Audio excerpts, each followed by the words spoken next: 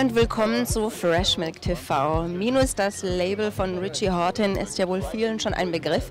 Wir haben das Ganze mal zum Anlass genommen, um einen Teil der Familie zu treffen.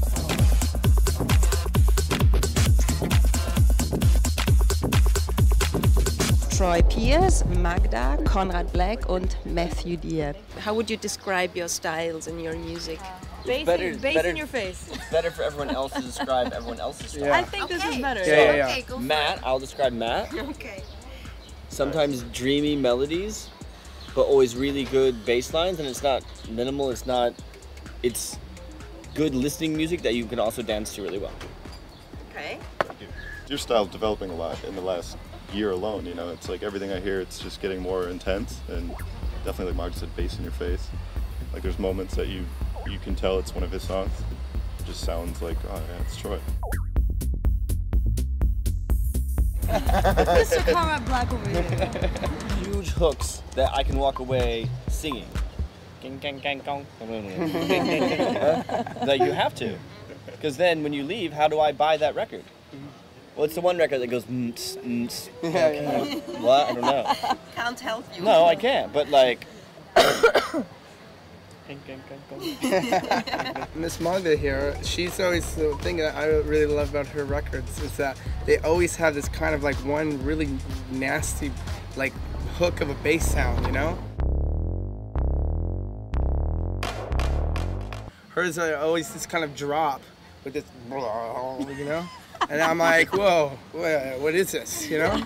So then when I find out it's hers, I'm like, perfect.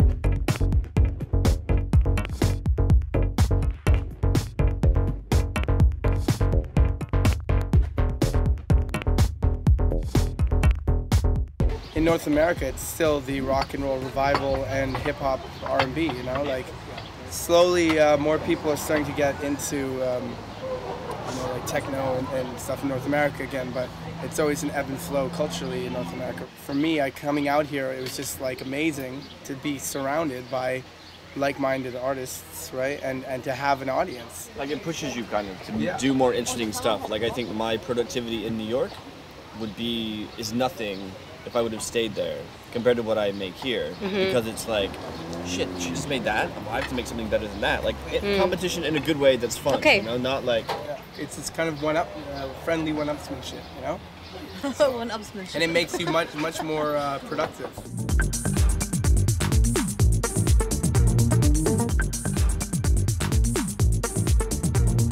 There's so much piece of pie that there's not one piece of pie that everyone's going for. I was thinking about pie. It's like there's so much going on, so much to do that there's room for everything. Everyone can get a piece.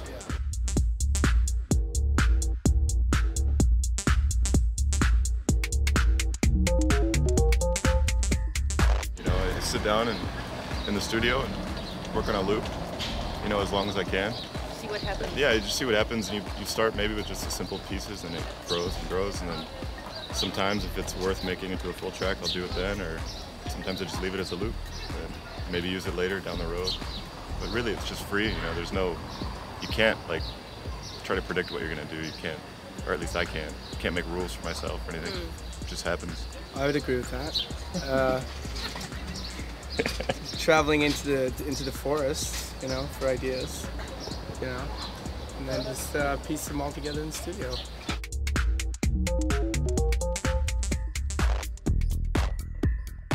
I have a little system of writing down my own kind of notation. So if I'm sitting here and I have an idea for a hook, then I can write it out in this grid that I kind of created. Yeah. That's one of the best things about this music is there's no one way to do it, and even if everybody's using the same programs and a lot of the same equipment, there's so many different patterns and so many different techniques you can use that everybody can sound different. Everybody can have their own ideas.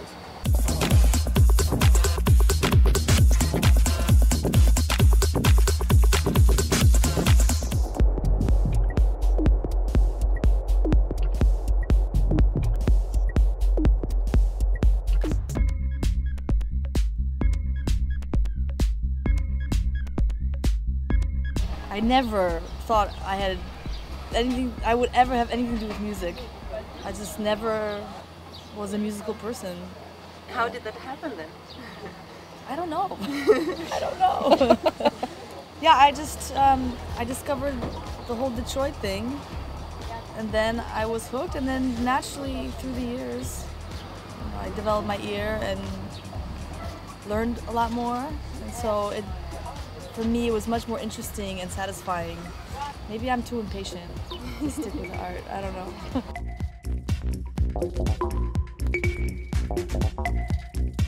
When I was first getting into it, because I was doing a couple different things, and like some film stuff and some art stuff as well.